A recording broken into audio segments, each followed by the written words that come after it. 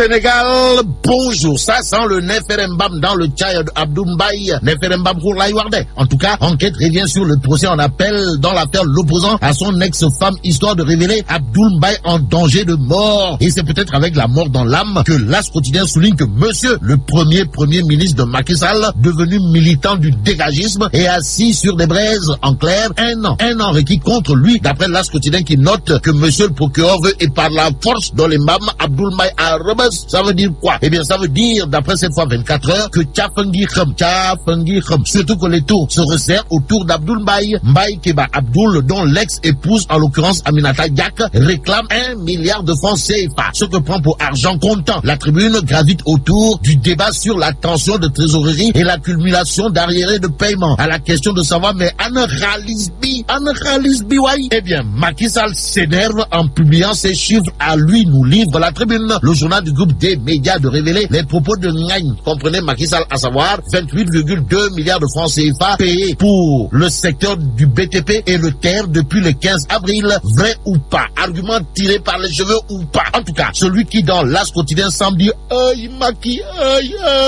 Macky, c'est Mamadou Lamine Diallo, et c'est Mamadou Lamine Diallo, le leader du mouvement Teki Tarou Sénégal, a, d'après l'As quotidien, soutenu que Sawai, comprenez Ngagne, est totalement, voire complètement pris au piège à cause d'une situation économique carabinée. En tout cas, l'As quotidien renseigne que selon Mamadou Lamine Diallo Teki Tarou Sénégal, il est en réalité des réalités question d'une accumulation de plus de 1000 milliards d'arriérés intérieurs. Et ce n'est pas tout, car la dette extérieure est menacée, dixit Mamadou Lamine Diallo dans l'As quotidien, avant d'ajouter que l'Agence française de développement, le FMI et la Banque mondiale vont bientôt imposer à Macky Sall des mesures drastiques de redressement des finances publiques, en commençant par les prix des produits pétroliers.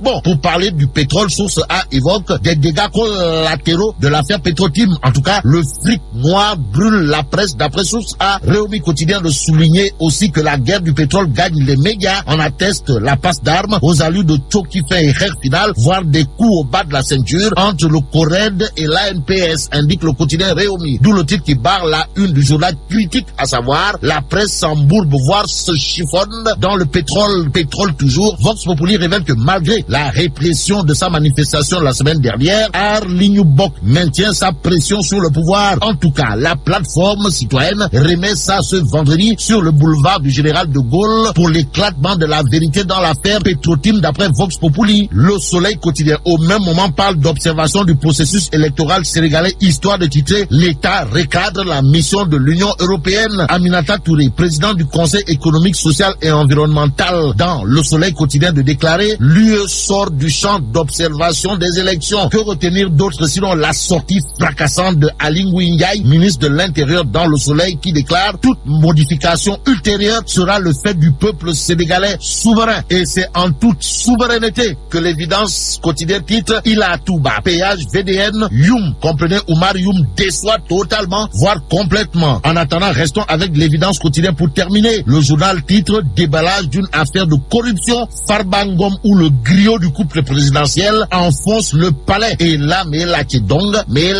de, y a-t-il